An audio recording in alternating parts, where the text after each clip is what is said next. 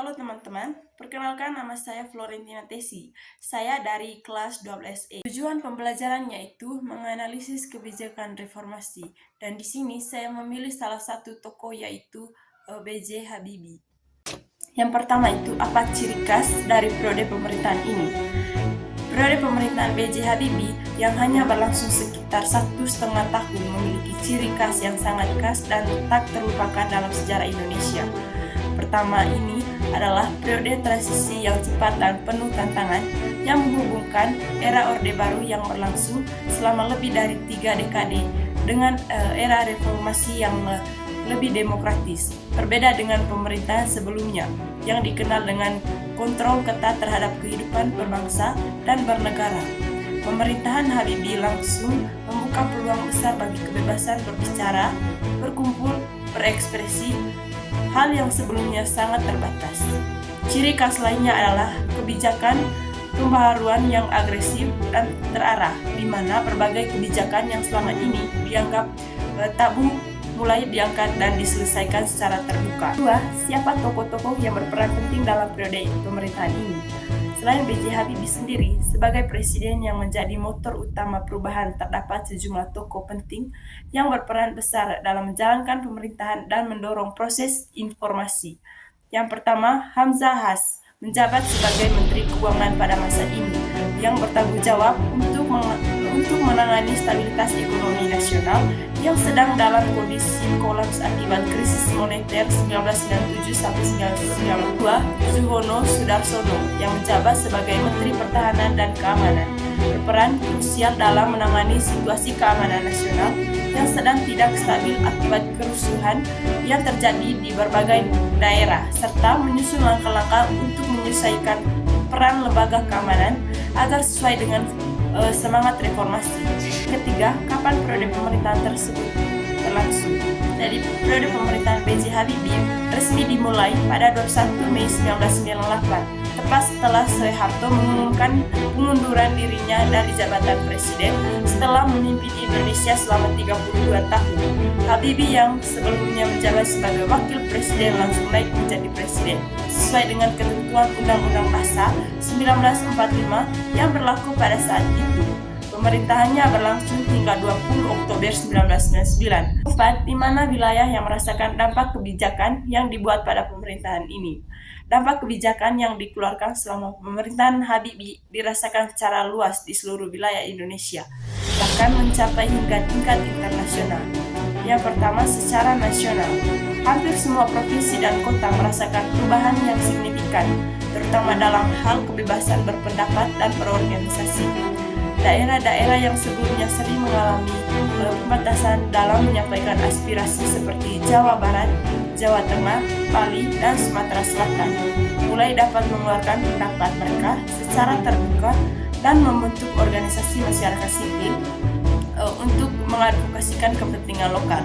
Yang kedua, di wilayah Nusa Tenggara Timur atau NTT, termasuk kota Kupang, dampak kebijakan juga sangat terasa. Masyarakat mulai dapat mengorganisir diri untuk memperjuangkan hak-hak daerah seperti perbaikan infrastruktur, peningkatan kualitas pendidikan dan kesehatan, serta pengelolaan sumber daya alam yang lebih adil. Kebijakan otonomi daerah yang dimulai digariskan pada masa ini juga memberikan harapan bagi daerah-daerah pelosok seperti NTT untuk memiliki lebih banyak wewenang dalam mengelola urusan dalam negeri sendiri. Ketiga, secara internasional, dampak paling nyata dirasakan di Timur Timur. Saat itu masih menjadi bagian dari Indonesia sebagai provinsi Timur Timur. Kebijakan keputusan Habibie untuk mengizinkan rakyat Timur Timur melakukan referendum untuk menentukan masa depan mereka membawa dampak yang sangat besar, baik bagi wilayah tersebut maupun hubungan Indonesia dengan negara-negara lain di dunia. Selain itu, kebijakan Habibie dalam menangani krisis ekonomi dan reformasi politik juga mendapatkan perhatian dari komunitas internasional yang kemudian mulai melibat Indonesia dengan mata yang lebih baru sebagai negara yang sedang berusaha untuk membangun demokrasi yang sejati. Kelima, mengapa periode pemerintahan tersebut mengeluarkan kebijakan yang krusial? Jadi periode pemerintahan Habibie berada pada titik balik sejarah Indonesia yang penuh tantangan, sehingga keluarnya kebijakan-kebijakan krusial menjadi sesuatu yang tidak dapat dihindari. Pertama, Indonesia pada saat itu sedang menghadapi krisis multidimensi, krisis ekonomi yang menyebabkan mata uang rupiah melorot tajam, inflasi tinggi, banyak perusahaan gulung tikar, dan angka pengangguran melonjak naik.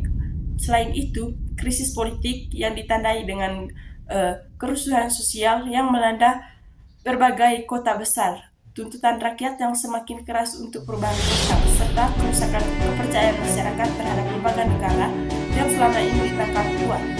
Yang kedua, Habibie menyadari bahwa status quo yang ada selama Orde Baru tidak dapat dipertahankan lagi, sehingga diperlukan langkah-langkah tegas dan berani untuk membuka jalan bagi masa depan yang lebih baik. Ia juga menyadari bahwa tanpa reformasi yang mendalam, Indonesia berisiko terjebak dalam lingkaran kekerasan dan kemiskinan yang lebih parah. 6. Bagaimana dampak yang dihasilkan dari periode pemerintahan tersebut kepada masyarakat?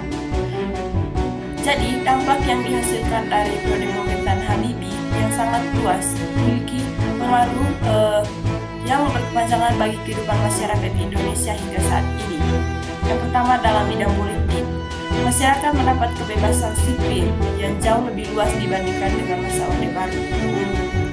Kebebasan berbicara, berkumpul, dan membentuk organisasi menjadi sesuatu yang dapat dinikmati secara bebas, sehingga masyarakat dapat lebih aktif berpartisipasi dalam proses pengambilan keputusan yang berkaitan dengan kehidupan berbangsa dan bernegara. Pembukaan kesempatan bagi pembentukan partai politik baru juga membuat pihak politik masyarakat menjadi lebih beragam, dan pemilu umum tahun 1999 yang pertama kali dilakukan secara demokratis, secara bukti bahwa proses perubahan telah berjalan dengan baik. Dalam bidang ekonomi, meskipun pemulihan ekonomi masih berlangsung lambat, upaya yang dilakukan oleh pemerintahan ini bantuan internasional dalam kebijakan visa yang telah berhasil mencegah terjadinya penurunan ekonomi yang lebih parah. Kebijakan untuk sektor usaha kecil dan menengah serta pengembangan teknologi lokal juga memberikan kontribusi bagi peningkatan kemajuan ekonomi masyarakat. Ketiga, dalam bidang sosial dan budaya, kebebasan yang semakin terbuka membuat masyarakat dapat lebih bebas mengembangkan budaya dan tradisi lokal mereka, serta mengekspresikan identitas diri mereka secara lebih nyata. Banyak organisasi masyarakat sipil yang muncul untuk mengadvokasi berbagai isu sosial seperti kesetaraan gender, hak anak, dan pelestarian lingkungan hidup. Baik teman-teman, itu saja materi yang bisa saya paparkan. Sekian dan terima kasih.